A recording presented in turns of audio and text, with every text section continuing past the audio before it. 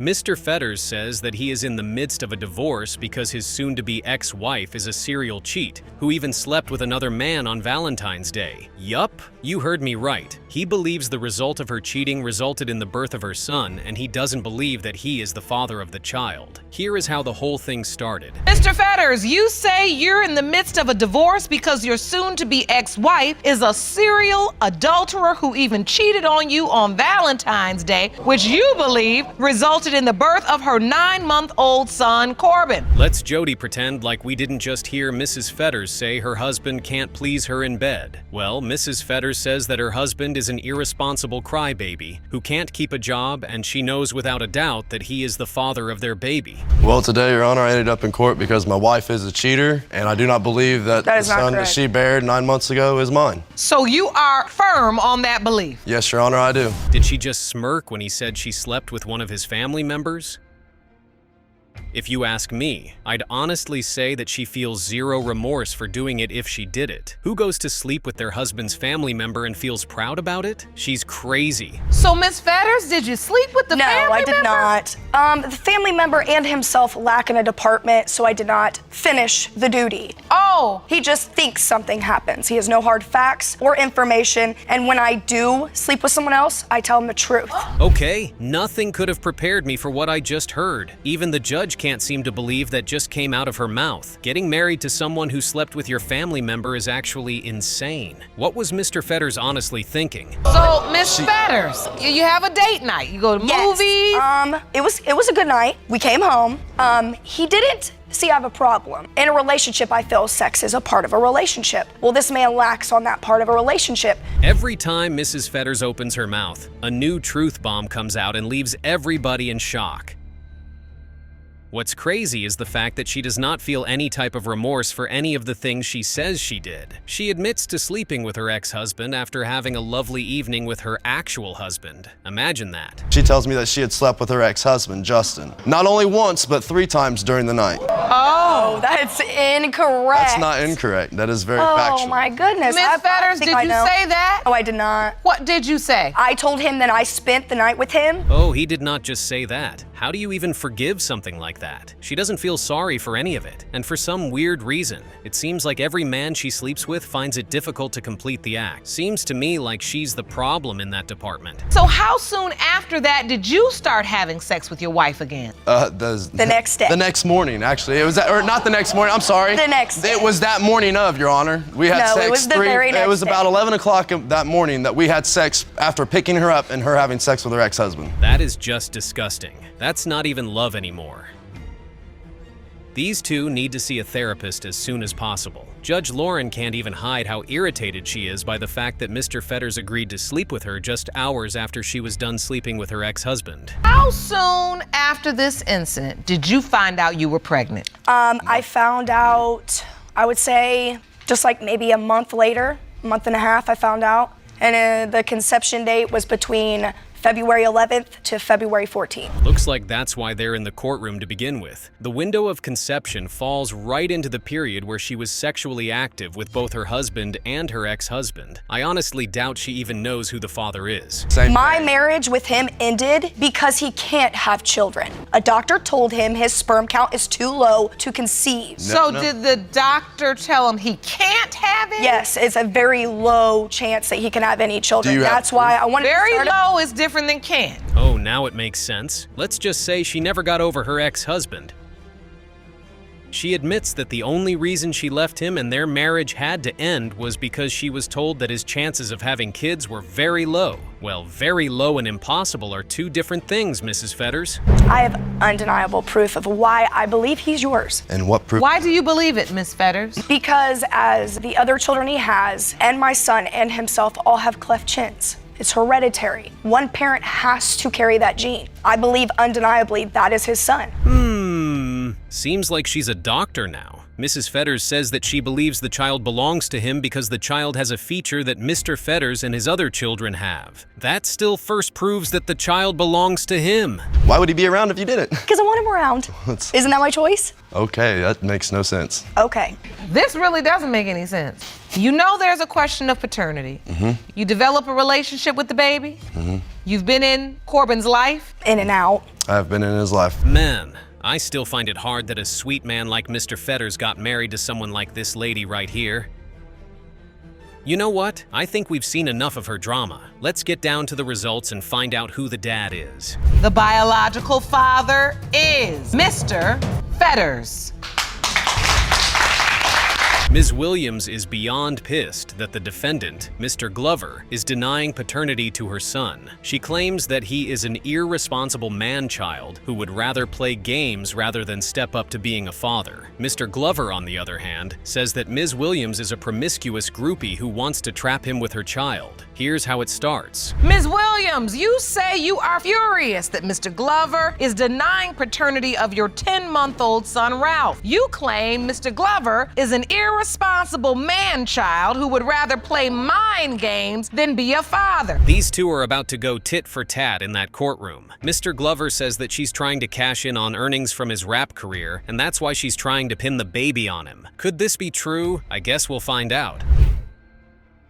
I want to understand the nature of your relationship. How did you two meet? I was doing videos. I'm a famous entertainer. I was doing videos in apartments that she was staying in, you know, so everybody know me around. You a famous entertainer? Yeah. Haha, I wonder what type of rapper he is. I mean, look at how he swings his hands when he talks. Oh well. Ms. Williams says that he plays games and denies her and the baby anytime he wants to sleep with other women. The nature of this relationship, when we first met, we were friends. You were friends. After he discovered that I was something that he wanted, he took me off the market knowing that I had a whole nother sugar daddy taking care of me. Oh! If you need clowns to entertain your kids at their birthday parties, there are two in this courtroom. Ms. Williams says that Mr. Glover took her off the market, knowing fully well that she had a sugar daddy who was taking good care of her. Explains why she didn't leave him even when she was kicking it in bed with Mr. Glover. Ms. Williams, at that time, then you say you went back on the market. I went back on the market because he was lying like he was also going to school.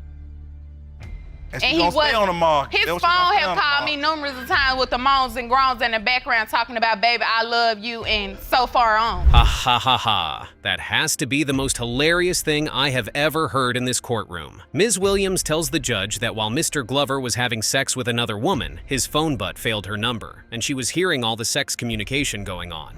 Only reason. Hold on, let's just pause. You broke up when he was consoling his ex. Correct. You went back on the market. So you admittedly were having sex with other people then. You were back on the market doing what you want to do. No, that's not correct. I wasn't having sex. I just got full time with my sugar daddy. I've got to hand it to Mr. Glover. He sure knows how to make Judge Lauren laugh. But for real, they need to cut down on all their yelling and start to make some sense in the courtroom. Ms. Williams says that she was not sleeping around when they broke up. Why are you so convinced? Because when me and her, we started talking or whatever, but when we got back together, end up, he left, and when she left and she came back, she started, you know, she just was always defensive about everything. She always had an attitude about everything. Seems like every time he wants to explain why he has doubts about the child, he has to include the fact that Ms. Williams is always chasing him about. I'm sure in his head, he is a $1 million rapper. Yeah, right. Anyway, Ms. Williams says that the baby was planned and he always wanted her to have his child. This is the hotel of the location that Jaleesa sent me. So I called her once I reached the hotel. She said, well, I'm coming down. So once she came out the front door, which is under this foyer, this is my vehicle. I then pulled under the foyer. Jaleesa got into the vehicle. We had a brisk talk. She was talking. She looked distressed, not stressed. Oh, I want to see how Ms. Williams comes out of this one. Mr. Glover brings in his sister and she drops some serious evidence that shows that Ms. Williams was actually intimate with her sugar daddy. Your testimony that this sugar daddy was only there to help you get this room, but he never came up to the room and you were not intimate with him. Correct. So how close in proximity was this day to the day, Mr. Glover, you say she was trying to trap you? She let me. I guess there's no money if the daddy is not getting some sugar. And there we go again with these two trying to argue their life out in the courtroom. If they leave them, they just keep arguing and arguing. Let's get to the results. Could the sugar daddy actually be the father of the baby? We are going to see. Mr. Glover, you are the father. So where's my This is not their first time in this courtroom. Mr. Weatherspoon questions the paternity of both of the defendant's kids. He claims that he has no idea if he is actually the father of both her kids, and he really wants to find out the truth. Here is how the case begins. Yeah, this all started, I actually had sex with her actually one time. Throughout this time, we was broken up or whatever, but I had no clue that she was seeing a guy from work. She never mentioned that to me. So, you know what I'm saying? My man, I don't know what my man was. I came over one time, we talked. It was the heat of the moment type thing, and it happened. Someone please tell this man that he is being delusional right now. Mr. Weatherspoon tells the judge that he did sleep with her only once. He then says that she was in a relationship with someone else when they kicked it in bed. He goes on to say that she has a habit of putting babies on him. Is he forgetting that he slept with her as well? I've knocked on the door, I've been outside for maybe 5 minutes. I can hear feet inside the house. You never saw that. You hear what? I can hear feet running inside the house like somebody looking out the window. Yeah, feet. I can hear feet outside. Feet, honey. You know what I'm saying? So you just assumed like that somebody it's was together running trying to hide. Like they was running trying to hide. Wow. Now, that's something I was not expecting to hear. Ms. Ferguson, the defendant, admits that she did in fact sleep with a coworker, but when Mr. Weatherspoon came to her house, she was with a totally different guy he did not know about. Believe me, I am speechless. When I finally get into the house, the man sitting on the couch looking at me like he run the show. You know what I'm saying? So I asked her, where is my son? She said he's in the back. So I asked her to go get him. I get him, I leave. I called her later on that day and told her, you still doing it. You still bringing men around my son. If we're being honest, I mean, it's only fair that he has his doubts. If she admits to sleeping with a number of other men, even when Mr. Weatherspoon's son is in the house, there's no way he is not going to think the child could belong to one of the men she's sleeping with. I was trying to figure out what was funny about it. So Ms. Ferguson says, so this situation is a joke to you? And you write back, nah, it's just funny you putting a baby on me once again. So Ms. Ferguson sends a video that looks like your belly. Yes. You can always tell when Judge Lauren is fed up. Her face always says how she feels. Oh well, Mr. Weatherspoon shows evidence that backs up his claim that Ms. Ferguson is always trying to pin a baby on him anytime she gets pregnant. You found out you were 13 weeks pregnant. Yes. Now, when was Elijah born? July 10th. You say you were intimate with your coworker when? The end of November, beginning of December. So November, so we count back, 1, 2, 3, 4, 5, 6, 7, 8, 9, 10. So you got October is when you identified that you were intimate with Mr. Weatherspoon. In your mind, Mr. Weatherspoon would be Elijah's biological father. Yes, Your Honor. If we're to go by her calendar, Mr. Weatherspoon should be the biological father of her child. The dates add up, and even the judge agrees that her calculations are correct. But as you'd expect, Mr. Weatherspoon has that her dates are wrong. Did you ever tell the other guy about the baby? Yeah, I told him when I first found out I was pregnant. Why? Because I didn't want to talk to him no more if I was pregnant with another man's baby. Okay, so you say you told him just to break it off with him. Yeah, just to break it off. Are you sure you weren't telling him because it was a possibility that he could be the biological father? No, Your Honor. Well, that sounds like a smart thing to do. She says that the only reason she told the other guy about the baby was so she could break it off with him. She also claims that she knew the baby was not his. I wonder why she's so certain that the baby belongs to Mr. Weatherspoon. So in her mind, she know that it's a strong possibility that that baby belongs to that guy. You know what I'm saying? She actually told that guy before she told me she was pregnant. Really? I don't recall that. Ferguson. Hold on a second. Mr. Weatherspoon actually talked to the other guy and asked him if the baby was his? Wow, that's something I know I can never do. Well, Mr. Weatherspoon says that Ms. Ferguson already told the other guy about the baby before he found out. And you're raising these children by yourself? Yes, Your Honor. 2 of which, the man you say is the biological father, doesn't participate, won't help, and denies. Nice, yeah. That has to hurt. It does. What does it feel like going through that? We just feel like I'm all alone. Ms. Ferguson admits that it's been hard raising all her kids by herself. It's even harder because the fathers don't want to be in their lives, and she feels like a failure for having to put them through such a situation of not knowing who their father is. Surrounded yourself around certain men, and had intercourse with those men and had sex with me, maybe we'll know what's going on. But see, you wanna do something with another man and then do something with me, and it leaves us all confused, and that's not right. It's honestly surprising that they actually have not been able to agree on anything since they got into the courtroom and they have 2 babies in question. I give up. Let's see what the results have in store for us. Who do you think the father is going to be? Mr. Weatherspoon, you are the father. Ms. Edwards is in the courtroom today to solve a 20-year mystery and to prove that the defendant, Mr. Morris, is the father of her daughter, Brianne. She says that she is tired of Mr. Morris constantly denying her daughter, and she plans to put an end to it today. Here is how the case begins. Edwards, you're here to solve a 20-year mystery and prove that the defendant fathered your daughter, Brianne, who is joining us from her hometown. You say you are tired of his denial and hope to prove your case today. Did he just say that they were having threesomes in his backyard? Oh my goodness. I can't believe that came out of his mouth. That's not even the shocking aspect. He was doing it with his friend's wife. Imagine that? How often were you having these threesomes? We done it a couple times, and then I kind of moved off to another county, and things went on. But back then, if you wore panties and opened up to drop them, I got me some. Mr. Morris needs to have a filter around his mouth. Every time he opens it, something insane comes out of it. Basically, he used to do a lot of sleeping around when he was much younger. It's no shock that he's in this situation now. Because you say you moved on. Yes, ma'am. Sometime later I did. How did you find out? They come to where I had moved to and told me that she was pregnant. She can't be serious. Apparently, after Mr. Morris moved to another city, Ms. Edwards was still going down there to have her threesome. She got pregnant, and she thought that the baby belonged to her husband. She never imagined it could be for Mr. Morris. Brought her around the curtain, and as soon as I seen her, I knew she was Wayne's Dan because she had his forehead, and she was born with a cleft. No. When you birthed the baby, you say they brought her from around the curtain after they got her. Right. She bent that corner and you said, there goes Mr. Morris. I said, uh-oh. Is it really surprising that she said uh-oh to the newly born baby? The moment she realized that the baby looked like Mr. Morris, it was like a nightmare was finally becoming a reality, and she was not ready to accept it. Edwards tell you specifically that she thought you were Brianne's biological father. I don't remember exactly how she said it, but I didn't think so because none of my children was ever born with a clipped lip, and nobody in my family as well. That's interesting. Now, Ms. Edwards says that when she noticed that her daughter had the cleft palate, she knew Mr. Morris was the father because he had told her that he had rare blood, and the mother of his other children had to have shots whenever they were pregnant so the baby is not born with a defect.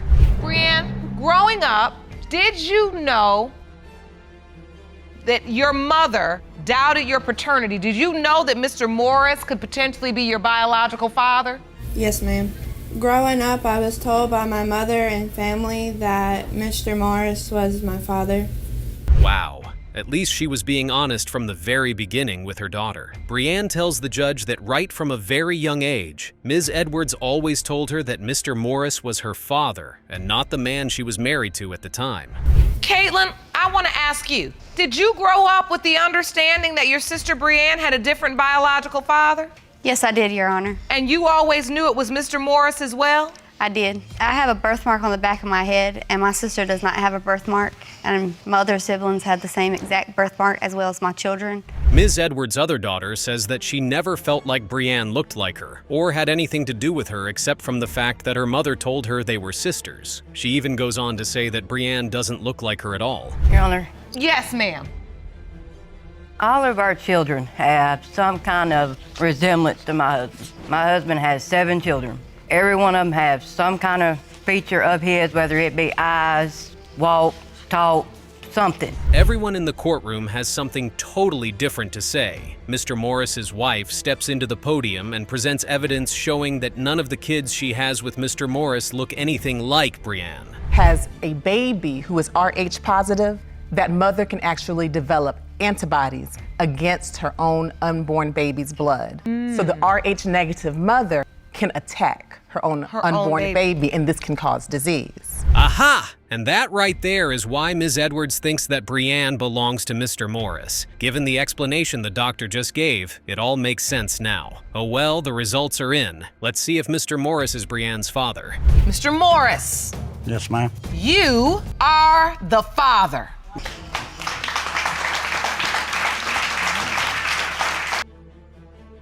Mr. Angelari was in court, furious as a hungry lion. He had an affair with a married woman and now believes he is the father of her child. Ms. Vargas, on the other hand, claims he can't be the father. And that just got on Judge Lauren's nerves. He stated his case by saying this. Mr. Angelari, you claim the defendant, Ms. Vargas, was married and having an affair with you when she got pregnant. Yes, Your Honor, that's correct. Now, you say she initially told you that you were not the father of her 11-month-old son, but then dropped the bomb that the child was indeed yours. At least one fact has been established. They weren't in a relationship. Ms. Vargas needed a shoulder to cry on, and Mr. Angelari was her perfect subject. But things were about to get very intense. Mr. Angelari claimed that all he wanted to do was be there for Ms. Vargas when her relationship with her husband was rocky. One night, we ended up back at my place. We'd been at the club, we got turned up. We're out there doing our thing. We went to the house, started doing our thing. Our thing? Yeah. Your Honor. That night, when we, had sexual intercourse. Isn't that just cute? One would even think they were in a beautiful relationship with the way they spoke about each other. Moving on, when Ms. Vargas found out she was pregnant, she told Mr. Angelari that he was the father. After a while, she decided she wanted to work things out with her husband, and that's when her entire story changed. So, do you immediately think it was your ex's, or do you think it was Mr. Angelari's, or are you just clueless? I wanted it to be... She told me the baby was mine, and the next thing you know, she's telling me it's her husband. I wanted to work things out with my husband, Your Honor. I wanted to do it for him. You gotta face reality. So when you first found out you were pregnant, Ms. Vargas, did you call Mr. Looks like her decision to want to work things out with her husband blew up in her face. While trying to work things out with her husband, she told Mr. Angelari that she needed some space and time to figure out a way.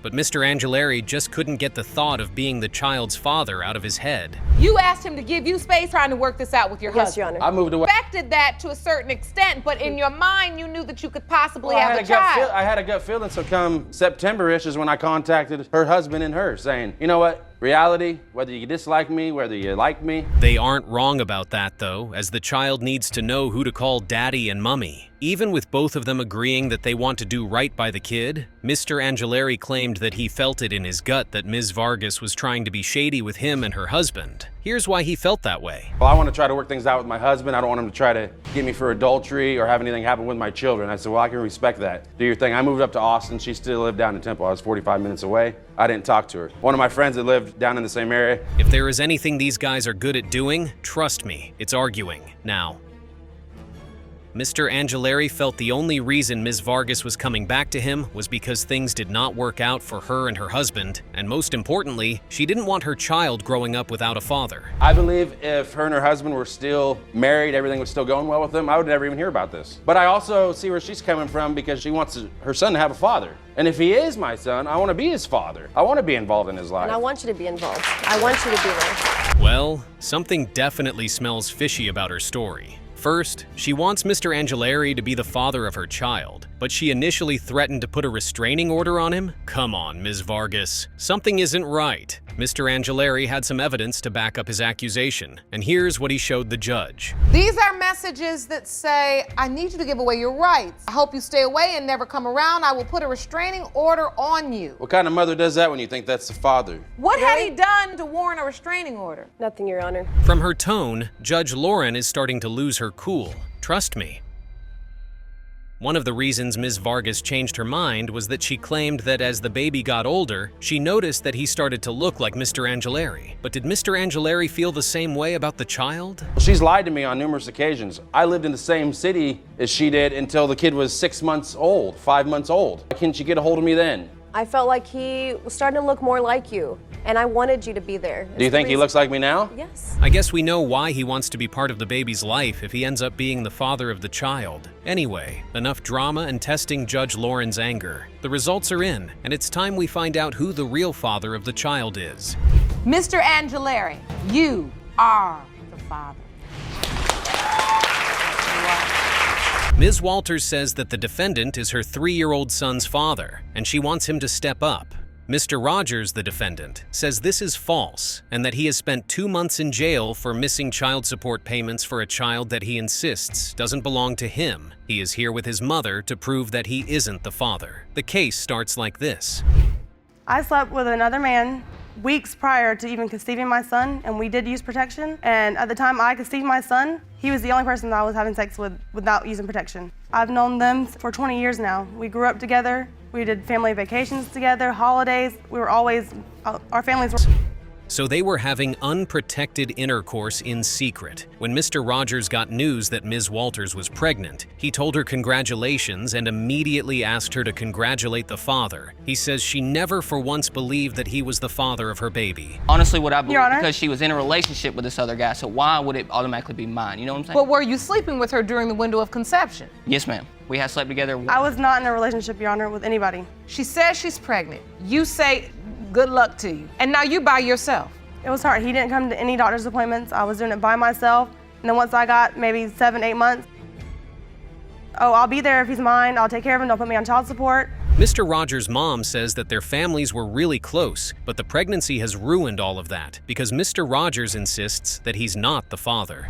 I was always with them. Like you can see in that picture, like we was friends, we was happy. We was best friends growing up, literally best friends. She was like one of my children, Your Honor. Ever since this happened, it's just completely killed everything. tore Our us all families apart. don't hang out no more. And so, Ms. Sanders, I can see this is really upsetting you. And I apologize for that. No, you don't have to apologize. You're upset because first you had no idea. No. Oh, you can see how all of this would completely ruin the family dynamics. Let's see how that looks from the perspective of Mrs. Rogers. She come and stayed at my home. I didn't feel the need to supervise it because they grew up together. Did you know if Ms. Walters was intimate with anyone else? Yes. Later on, I did because I found a bunch of condoms in her stuff when I went through it. Despite hearing the rumors, Mrs. Rogers says that and doesn't think that her son could be the father. She says immediately she was informed that there was a chance.